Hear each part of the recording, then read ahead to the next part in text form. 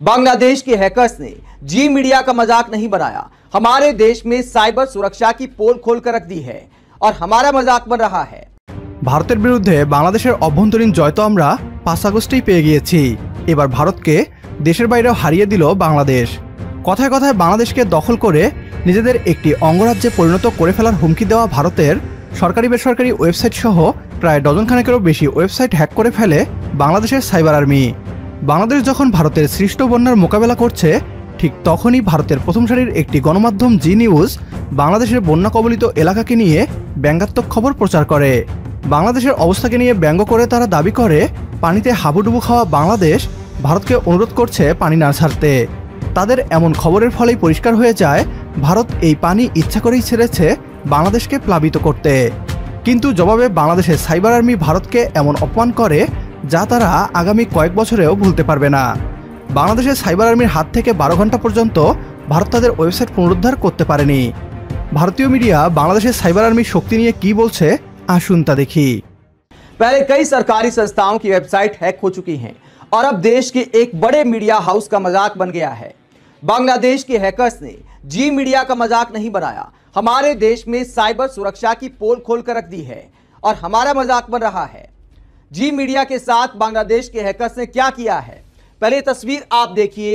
जी media की जब website पर आप क्लिक करेंगे तो ये तस्वीर सामने आती है। हालांकि अब नहीं आ रही, अब से कुछ घंटे पहले तक आ रही थी। कल रात को जी मीडिया की वेबसाइट हैक की गई और आज सुबह तक ये हाल था कि जब आप वेबसाइट खोलते हैं तो ये तस्वीर सामने आती है। हैक करने वालों ने अपना लोगो लगा दिया है और क्या नाम दिया है, सिस्टम एडमिन बीडी।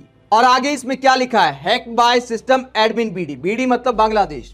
और आगे लिखा है कि वेब सर्वर को सीज कर दिया है सिस्टम एडमिन बीडी ने। और आगे जी मीडिया की आलोचना करते हुए और धमकी देते हुए लिखा गया है कि जी मीडिया की साइट को इसलिए हैक किया गया है क्योंकि उन्होंने बांग्लादेश में हालात का मजाक बनाया है। अगर वो ऐसा जारी रखते हैं और अगर अपना डर्टी बिहेवियर जारी रखते हैं तो हम टेक ओवर कर लेंगे और न्यूज चैनल को भी बर्बाद कर देंगे, डिस्ट्रॉय कर देंगे। ये धमकी दी है बांग्लादेश के हैकर्स ने। दोस्तों, इसके आगे हैकर्स ने बहुत गंदी भाषा का इस्तेमाल किया है। भारत के बारे में, भारतीय सरकार के बारे में, भारतीय मीडिया के बारे में गालियों का इस्तेमाल किया गया है और धमकी दी गई है कि अगर आप बांग्लादेश की सिचुएशन पर मजाक बनाओगे तो भारी पड़ेगा। तो अगर एक बड़े मीडिया हाउस की वेबसाइट के साथ ऐसा हो सकता है तो आप सोच सकते हैं कि साइबर सुरक्षा पर कितने गंभीर सवाल खड़े होते हैं। বাংলাদেশের সাইবার আর্মি ভারতকে বারবার দাঁত ভাঙ্গা জবাব দিয়ে আসছে। এবারও এর ব্যতিক্রম হয়নি। ভারতকে পুরো বিশ্বের সামনে লজ্জিত করে বাংলাদেশের সাইবার আর্মি দেখিয়ে দিল বাংলাদেশ দুর্বল নয়। অতীতে ফেলানি হত্যাকাণ্ডের প্রতিবাদেও বাংলাদেশের হ্যাকাররা ভারতের বিরুদ্ধে হামলে পড়ে।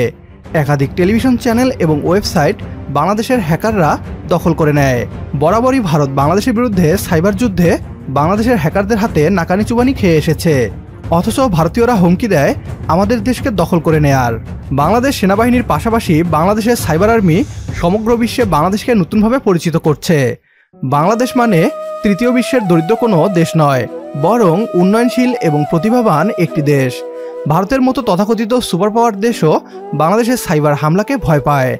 বাংলাদেশের সাইবার আর্মিকে লাল সালাম। এ নিয়ে আপনার গুরুত্বপূর্ণ মতামত কমেন্ট বক্সে জানিয়ে দিন আমাদের। সেই সাথে ভিডিও শেয়ার করে দেখার সুযোগ করে দিন আপনার বন্ধুদের।